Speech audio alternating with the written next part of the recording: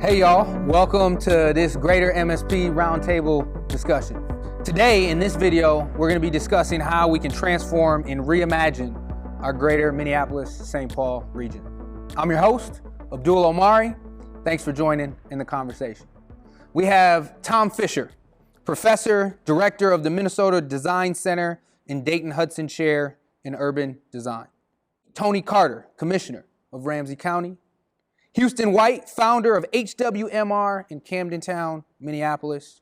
Brad Wiersum, the mayor, City of Minnetonka. Mike Ryan, president of the North Region at Ryan Companies. Maria Regan Gonzalez, the mayor in the city of Richfield. And Bill Baxley, managing director and principal of Gensler. Thanks for being with us.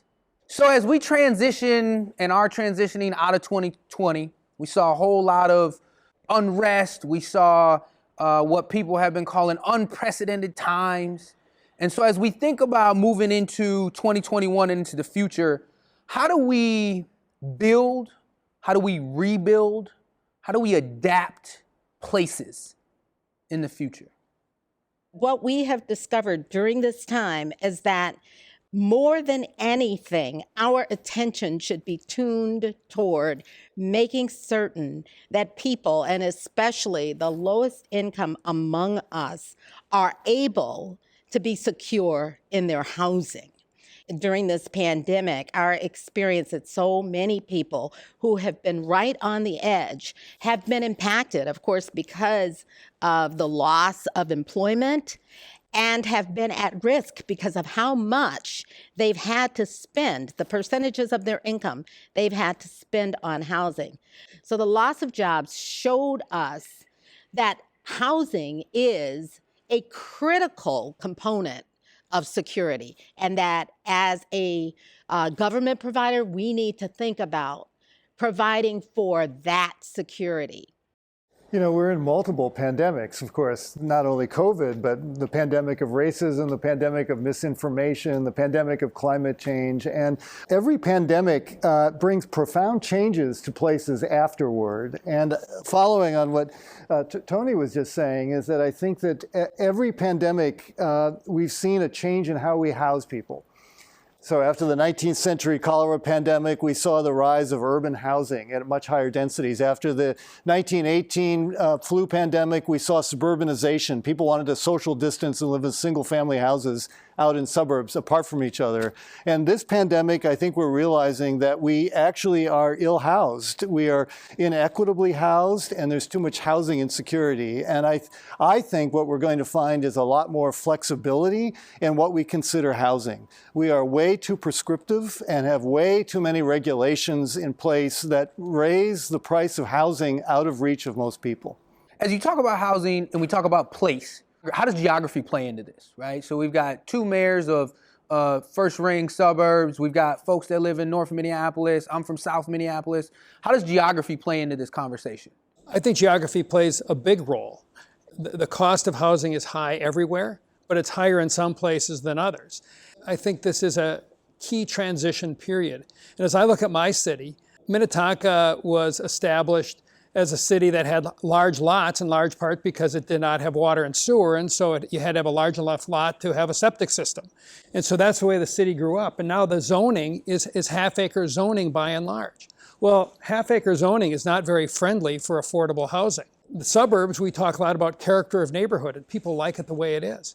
Well, I think we're at an inflection point. We have to fundamentally look at housing differently. People cannot be secure and not have an opportunity for their families without secure housing. I think we're at a key inflection point where we just simply have to look at things differently and be bold in the way that we do that. And I think our terms are, you know, more than half the small businesses are now out of people's houses. 60% of our workforce is working at home now. And so what is a house anymore? It's your workplace. It's a production facility as much as anything. For me personally, I mean, you know, the reason why I started Camdentown is being a relatively affluent black man, I had two choices. I could stay around the people who were most like me, or I could do what I did in my young years, which was escape to the suburbs and build houses and live that life and only go back to my neighborhood to get food that was the food I wanted to eat and to visit my auntie or get my hair cut. And I found that personally, I was suffering with the realities that this wasn't my tribe. These houses are beautiful. And as I started to do this work, and I had 30 clients, all black men, leave Minnesota, and I asked them all the same question. Their exit interview, why are you leaving? It's like, I love my job. But if I work at General Mills, I'm in Golden Valley, and I don't necessarily vibe with those people. So I think there's a lack of cultural understanding to place. You know, Minnesota is run largely, by and largely, by white men. So the people who make the decisions about how place is designed typically are white men. And a lot of the black people that are brought into those rooms, their livelihoods is dependent upon what those white men say or don't say. I'm curious though, you mentioned transportation earlier. How does transportation play into this conversation that we're having about place? One of the things that we're also in the midst of is the rapid automation of most things that are predictable, boring, and dangerous. And that includes driving. And so the car companies are rapidly moving to becoming mobility service companies, which means that most of us probably within a decade or so will not own a car. We'll have a mobility service contract with Ford or Toyota. They will take us where we want to go, when we want to go. And if Google and Waymo, the Google company is right, the ride itself will be free. And so we are going to see a dramatic drop in the cost of transportation, even though the profits to these companies is going to go up, because instead of trying to sell us a car every few years, they're going to sell us service every day. That, of course, is going to have huge impacts on our built environment, all of the parking requirements, all of the land we spend storing vehicles can have a better and higher use. So we are right at the cusp of that change as well. Yeah, I mean, we're designing a building right now that has no parking spaces. But most of the people who are like me would just rather hop an Uber. I have several folks that come to North Minneapolis for meetings, and I would say 70, 80% of them hop out of Uber. Most of them don't like buses, or they ride their bike or they walk. And especially in the futuristic, tribal kind of live centers, these culturally relevant spaces that we plan to build, the programming will be such that we build a pop-up lounge that has a DJ booth, and it's programmed around culture. It's intentional. The parkway's right there, so I go run, and I catch my Uber when I go for nightlife. And so I think it's interesting. We're investing a ton of money in it. I think some of it should be around how it looks and feels to help with place, as opposed to so much of it being in routes and making roads narrower.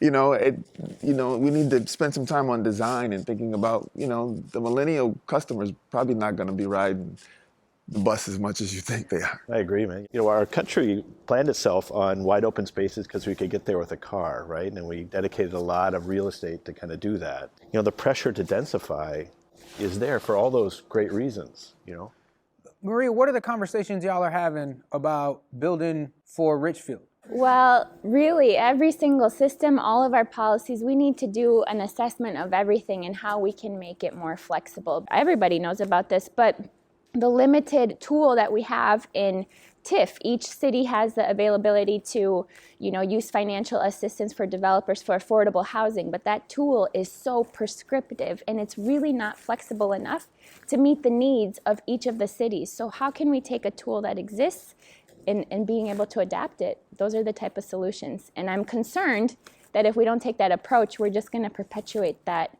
inequity of the haves and have-nots after COVID. One area we're working together on that I think is relevant is the Ford site, right? And at the Ford site, I think we're going to be delivering the most remarkable new neighborhood to the Twin Cities in 50 years.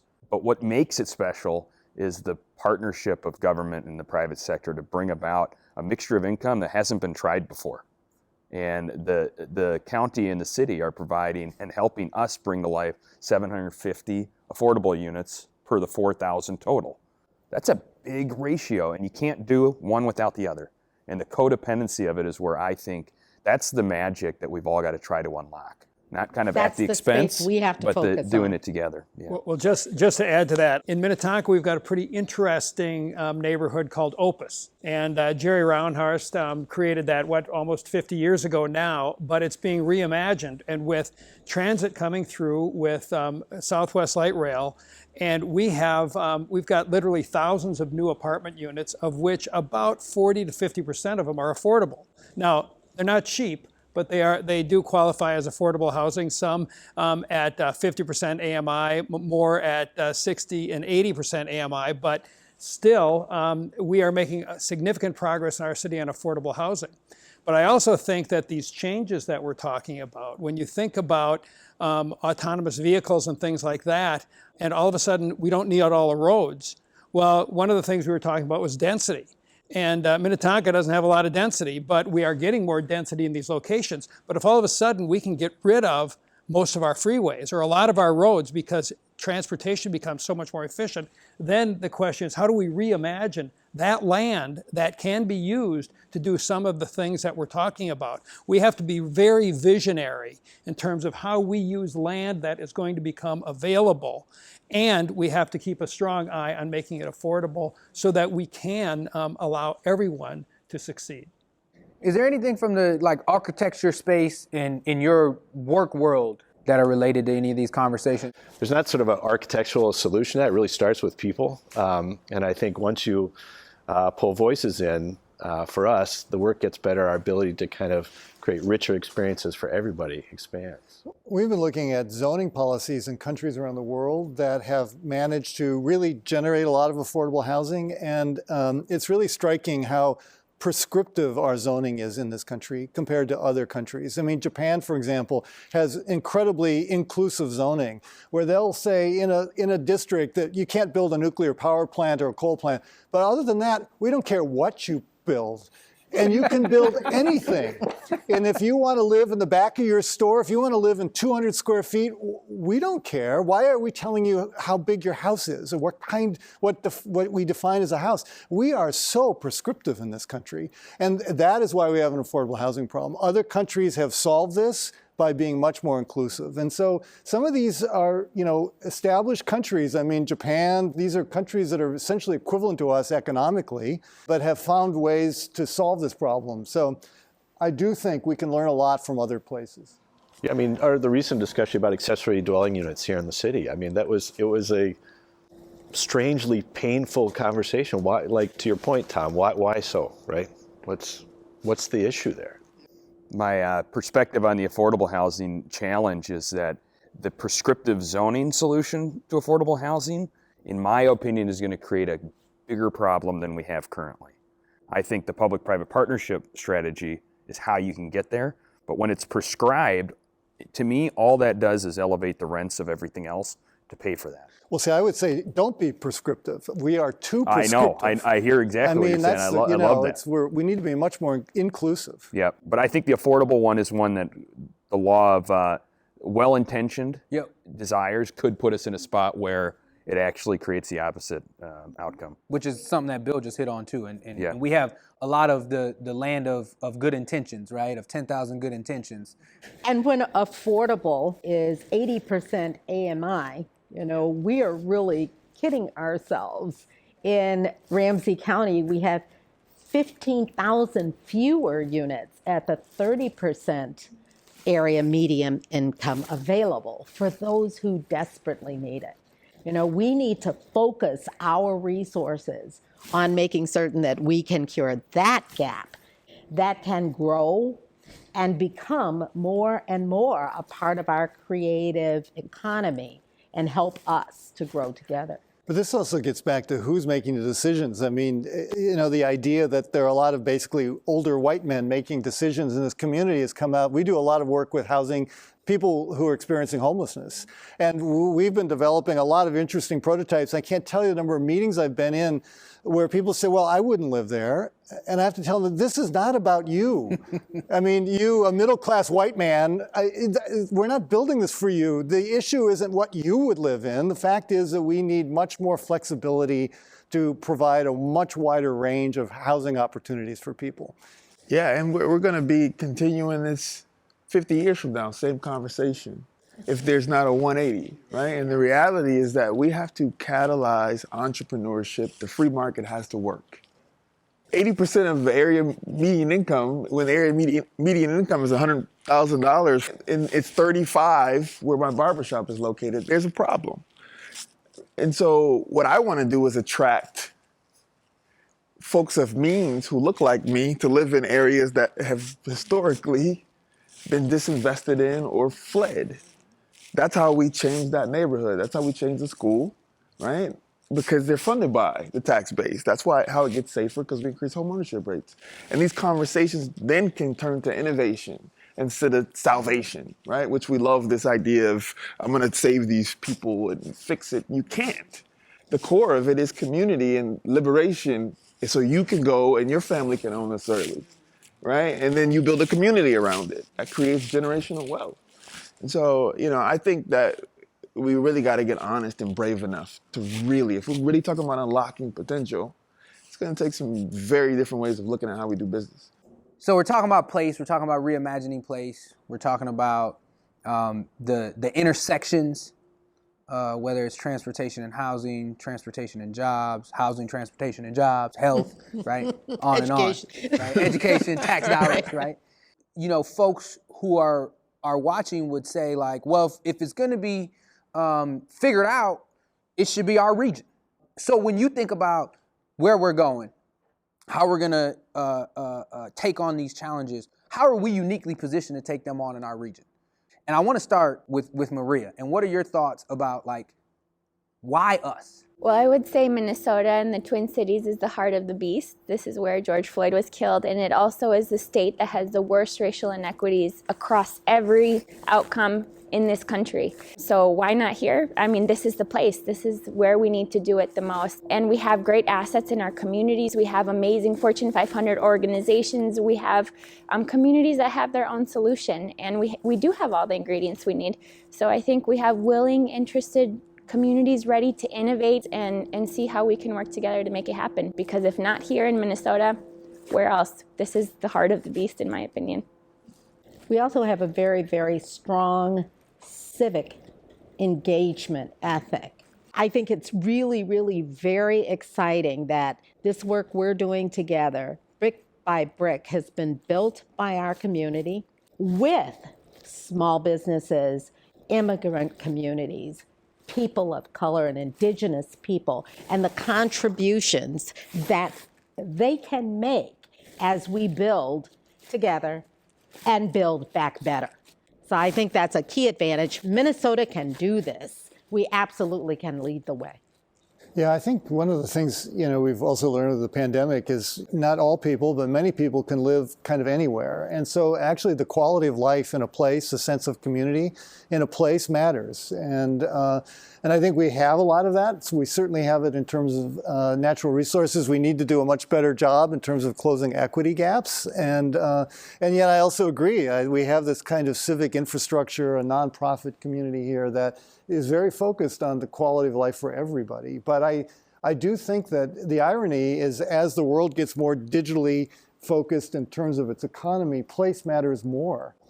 Because you really go a place where you feel community, where you feel connected. And I would just say, why not here, right? Minnesota's dope. It is. It's amazing. It has everything that DC has, probably easier to traverse. But we have the largest disparity, right? And so that, to me, as a business guy, is the biggest opportunity. If we have folks who will get brave enough to do different, I think we have all those pieces to really start to move in a very interesting way. And I would argue bringing recruits here from various states and showing them the livability, the schools, right? And then you say, well, here's these culturally relevant spaces that you can live in. And here's how much further this money goes. It's a pretty competitive region if we get it right. So I think the thing that gets me excited about how Minnesota's going to solve this and why here, why us, is I feel like people are fired up, ready to fix it. They just don't know how. So we all have to work together to get to the how. The other reason that I'm pretty excited about us solving, I spent a long time in Manhattan, in New York City. The scale of the issues there, they feel unsolvable. Here, they feel solvable. If you just look at it from an economist standpoint, it feels like solvable gaps. And so I think we're actually the best case study about size for an American city to try to make this a better version of its current self. To add a little bit to that, I look at the world through a marketing lens. And when you develop new products, what do you look at? You look at what people are dissatisfied with. And then you go solve that problem. We're talking about a problem here. As Maria said, we're at the belly of the beast. I think we're all embarrassed that George Floyd was killed here. It's a tragedy he was killed anywhere, but he was killed here. But we know what the problem is. We have to work on it, and we have to own it, every one of us. Own it and be part of the solution, not part of the problem. Most of the growth in this region is expected to be international. And so we have got to solve the equity issue because we will continue and need to continue to be this place that people want to come to, because we can't generate enough people internally to handle the opportunity. And so it's really our whole economy is really based on solving this equity issue.